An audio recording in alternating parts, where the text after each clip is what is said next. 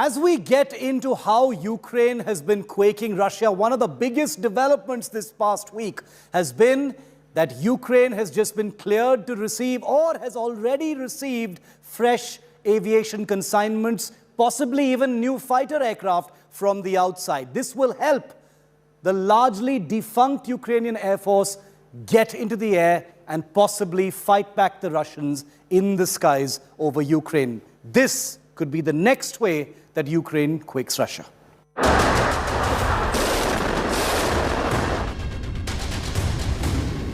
For 2 months now, Ukraine has received hell from the air. An uninterrupted campaign of Russian airstrikes pounding many towns and cities into oblivion. Ukraine has managed to shoot down its fair share of Russian jets, but has persistently pleaded with the West to supply it with desperately needed fighter aircraft. And now, 8 weeks into the war, its prayers have at least partially been answered. The Pentagon on Wednesday revealed a recent transfer of aviation equipment to Ukraine. It's not hard to guess what the Pentagon spokesperson was referring to. Recently, the governments of Bulgaria, Poland and Slovakia had expressed willingness to transfer their MiG-29 fighter jets to Ukraine. But these haven't really fructified so far. But according to reports on the ground, dismantled MiG-29s have likely arrived by the land route from neighboring Slovakia now.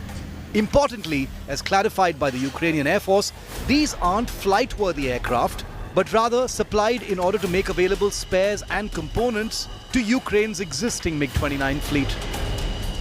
There are no new aircraft, but these are spare parts which will give a boost to their fleet, existing fleet of fighting jets. And considering the way things have been going, any help for Ukraine at this point of time is going to be of a great significance because it's very clear that this war isn't ending. The end is nowhere to be seen.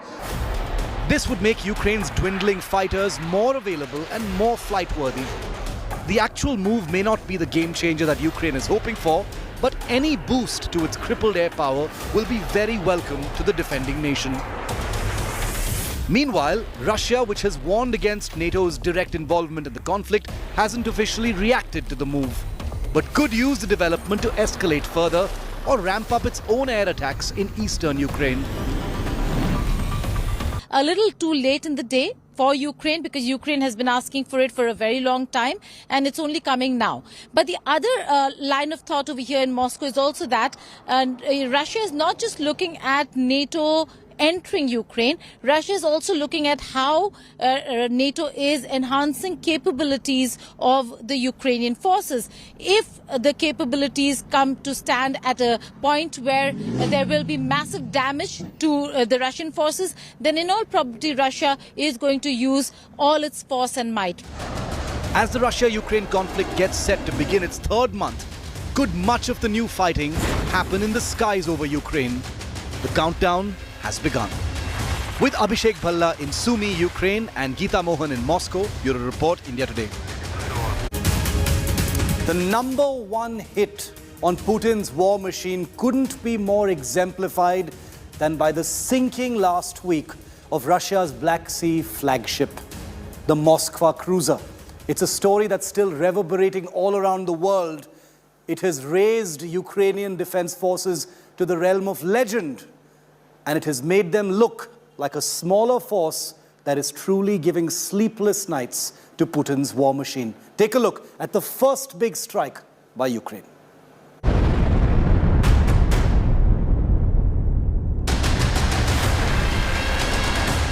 An unthinkable image for every Russian. A sight that will sink millions of Russian hearts. Just days after Russia's Black Sea Fleet flagship sank, the first image has emerged of the stricken vessel of war. Once an icon of Russian pride, seen in these final moments last week, listing dangerously to one side after either being hit by Ukrainian missiles or a devastating explosion on board. Let's try and decode this first dramatic image of the stricken 13,000-ton guided missile Russian cruiser. The most obvious is the smoke billowing out of the superstructure. Clear signs of fires still blazing below deck.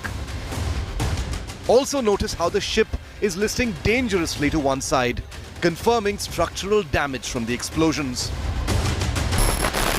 If the Moskva was indeed hit by a pair of Ukrainian Neptune missiles, then they appear to have smashed into the ship in this frontal area, just behind where the ship's own P-1000 Vulcan anti-ship missile launchers are located.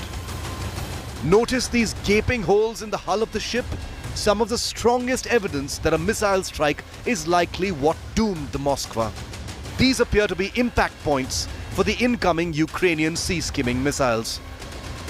There is also clear smoke damage in the rear end or the aft of the ship, suggesting that this photograph was taken after a much larger fire consumed the vessel. The picture of the doomed Moskva has clearly been taken from another Russian vessel, one of many that converged for rescue operations.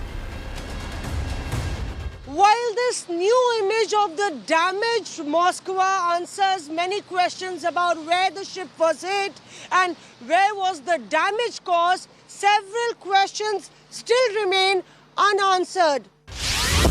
While this new image of the damaged Moskva answers many questions about where the ship was hit and the kind of damage that was caused, several unanswered questions remain, questions that will hopefully be answered in the days ahead. For instance, how did just 2 anti-ship missiles sink this huge ship? Why is there total silence on the condition of the 510 crew who were reportedly evacuated? Did the Ukrainian missiles cause a fire detonating ammunition on board? If the fire was accidental as Russia claims, why is Russia talking of retaliation? And finally, why are families of the crew on board so conspicuously unheard and unseen? With the Moskva, Russia has lost more than just any military platform. It has lost a piece of its legacy and military heritage. With Mosmi Singh in Dnipro, Ukraine, Bureau Report, India Today. And one of the most defining images representative of the Ukrainian fight back has been an endless litany of destroyed Russian tanks. In many cities, in many suburbs of Ukraine, this is the most common sight: shattered, blown up Russian armor. What does it actually represent beyond the fact that the Ukrainians have been fighting back? Take a look at this report.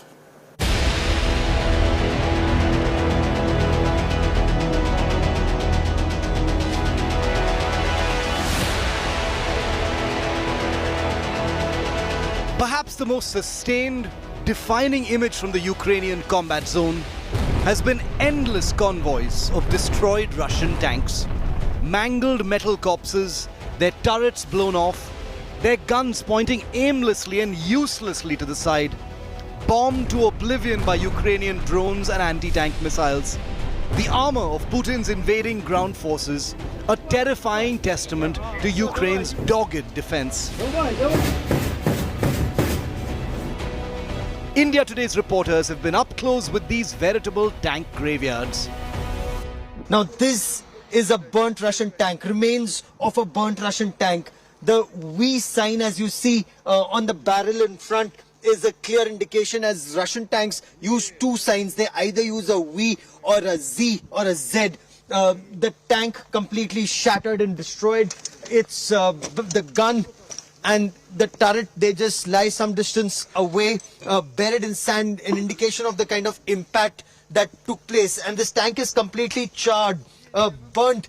What Ukrainian army personnel tell us that this was targeted using a Javelin anti-tank guided missile.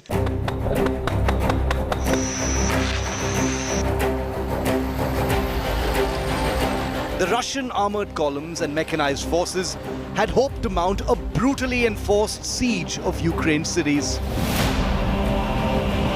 It was through the barrel of these machines that Putin had hoped to quickly impose his will. The tanks and their backup forces have done untold damage in Ukraine, it's true. That is without doubt. But the tank commanders themselves had not accounted for just how well equipped the Ukrainians would be. Armed Armed with NATO-supplied Javelin shoulder-fired missiles, Russian tanks have lived through a nightmare in Ukraine so far.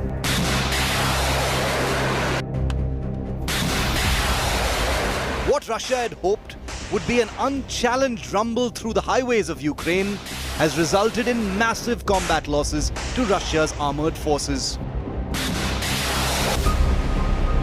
According to the latest Ukrainian claims, well over 800 Russian tanks have been destroyed so far and counting. This is a destroyed tank, and this is again has been destroyed by a top attack. If you see, the tracks are intact, the tracks of the tank are intact, there is no impact from the side, but the top has been destroyed, and that is a turret. Turret has gone and fallen there of this tank. So this has been probably attacked by a Javelin missile, or by a TB2 missile, or by a drone, which generally attacks from top, which is the softest part of the tank. 2 months into the war, as Russia concentrates its forces in the eastern parts of Ukraine, the condition of Russian armor is very different there. In the east, Russian tanks have established total control, but remain vulnerable to Ukrainian attacks here as well. I'm atop a T-64 Russian tank, and they are now preparing to roll in to the border areas, the front line. The preparation is on. The weapons are being placed, ammunition being placed inside the tank. They were taking a break, but now they're preparing themselves to go to where we're coming from, the last village that now is under Russian control. Russia's tank fleet is obviously much larger than the forces deployed in Ukraine. So theoretically, there's more where this came from. But with armored losses notching up to the claimed 1,000 mark and counting, Ukraine could perhaps say that Putin's invasion has tanked. But the war is far from over, and there's much more damage expected ahead. Now, you've just heard how the Pentagon has revealed that Ukraine has begun receiving some aviation consignments to boost the capabilities of its existing air force. But even without that, the Ukrainian air defense forces have put up a formidable fight to Russia's superior air power, with tens of fighter aircraft shot down in the last 2 months. The numbers are staggering. It's what Ukraine claims, but they've made deadly use of NATO anti-aircraft weapons right through this invasion. Take a look.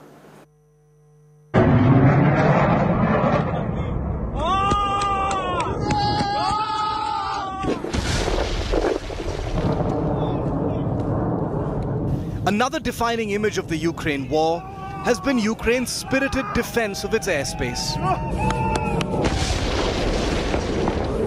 With NATO refusing to impose a no-fly zone to keep Putin's air force out,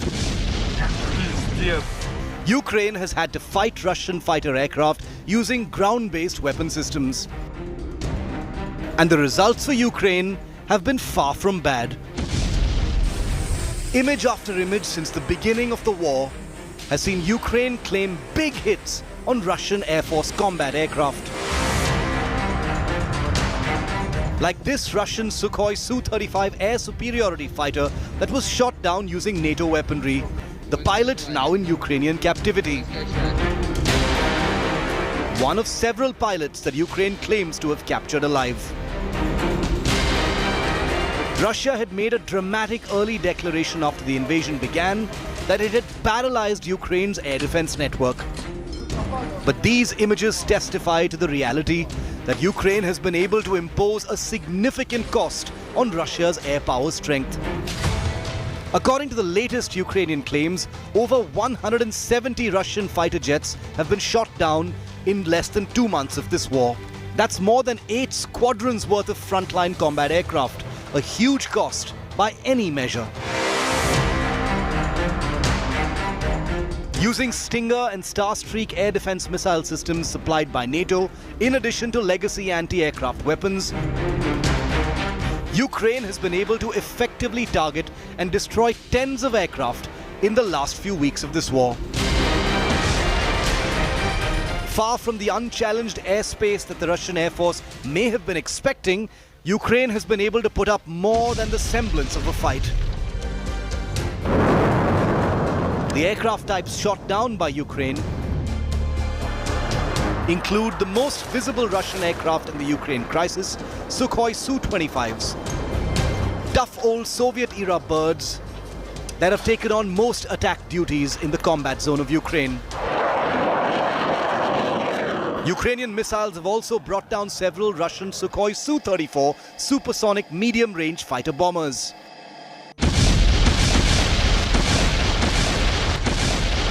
But even with all that damage, Russia has a huge air force with many more assets to throw into the combat mix. As borne out by the aerial strikes just this week in the city of Mariupol. And continuing air power missions being launched by frontline Sukhoi Su-35 squadrons, videos of which are regularly published by the Russian Ministry of Defense. Ukrainian pilots haven't been flying many missions.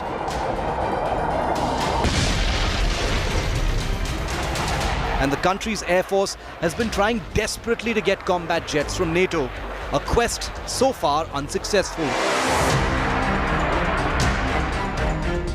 But even without an air battle in the traditional sense, Ukraine has given Putin's pilots a great deal to chew on, both in the air and on the ground.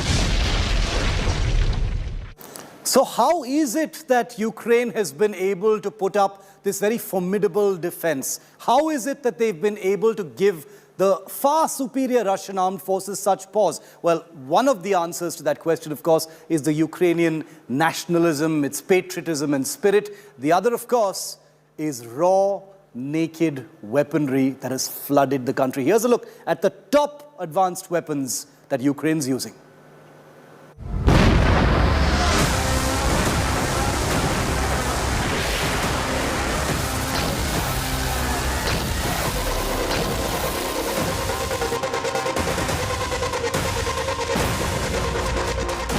Their country invaded, hundreds of square kilometers taken over or destroyed. Ukraine is now a hellscape. Only two things have perhaps kept Russia from achieving its military objectives with any swiftness.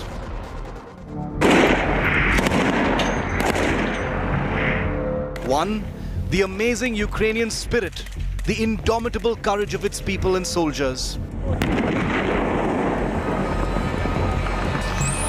And two, the sudden access to huge consignments of highly advanced weapons and military hardware, courtesy NATO. Fueled by nationalistic fervor against a relentless invading force, Ukraine is better armed than it ever could have dreamed of being. And it is these weapons that are proving to help Ukraine stay on its feet, bleed the aggressor, and keep Russia on the run. Let's list some of the weapons that are widely now regarded to have given Ukraine serious teeth in this ongoing battle.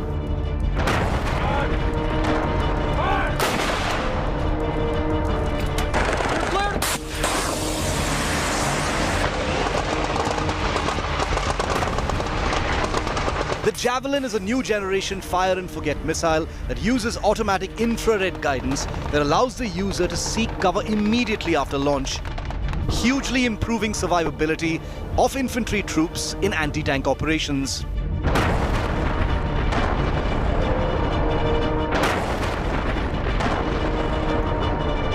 This priceless quality has allowed Ukrainian troops to hit Russian tanks with javelins without revealing their positions.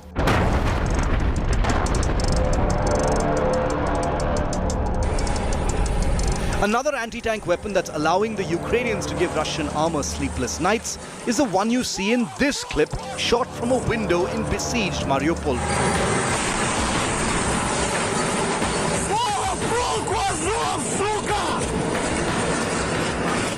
The British-Swedish NLAWs, or Next Generation Light Anti-Tank Weapon.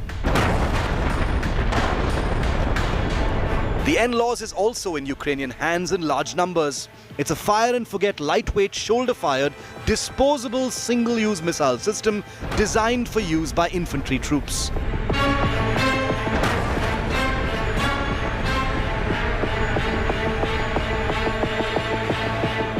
Between these two NATO anti-tank weapons, Putin's giant convoy that had been trying to encircle Kyiv in the weeks gone by is said to have suffered heavy losses, unable to fully meet its objectives before fully withdrawing.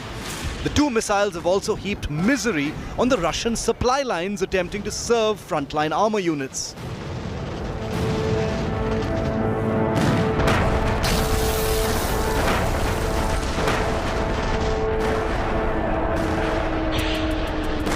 A third NATO anti-tank weapon that's inbound into Ukraine soon is the German Panzerfaust III, a modern semi-disposable recoilless anti-tank weapon. The Panzerfaust III is operated by at least 11 countries and has first seen combat in Afghanistan.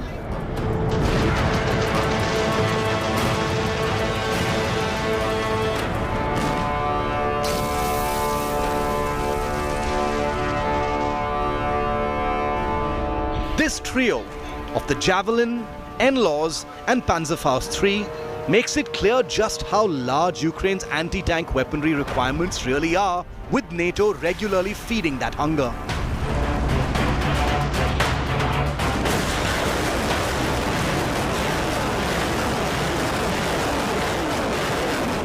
One of the most talked about Ukrainian weapons in recent days is the R-360 Neptune anti-ship missile. This new weapon system, which entered Ukrainian service just last year, has already allegedly scored the mother of all kills.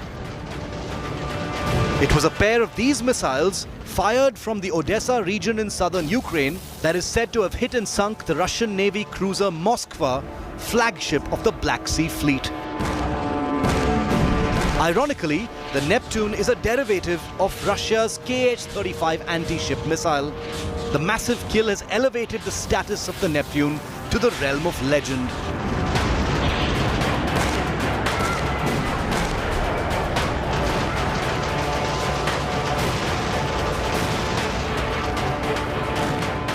Since the beginning of the war, Ukraine has been awash with lethal Stinger shoulder-fired anti-aircraft missiles.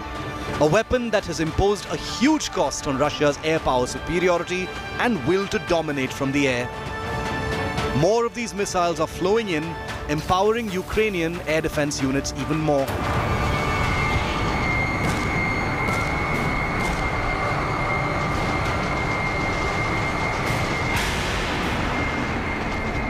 Another weapon being used by Ukrainian anti-aircraft troops now is the Starstreak, the fastest short-range air defense missile system in existence. The man-portable shoulder-fired Starstreak system fires missiles that accelerate to up to 4 times the speed of sound.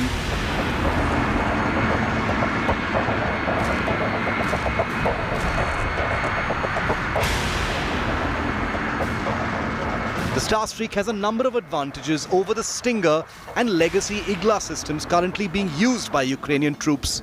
Most notably, the missile system cannot be jammed by infrared or radar countermeasures.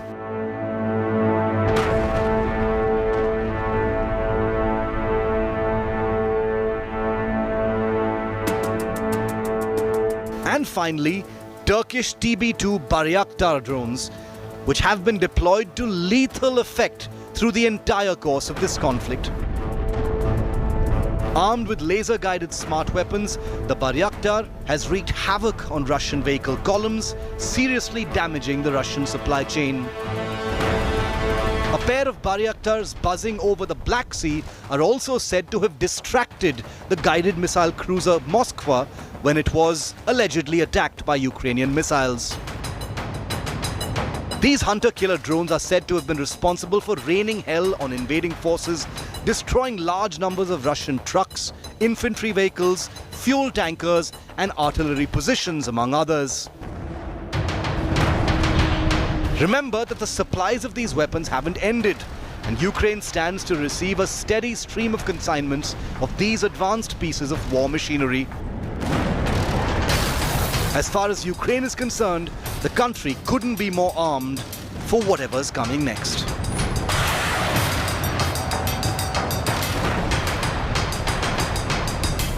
Well, that's it on this special broadcast. We will continue to be the most watched channel on the world's biggest story, the Ukraine war. Thanks for watching. The news continues on the other side. Stay with India Today.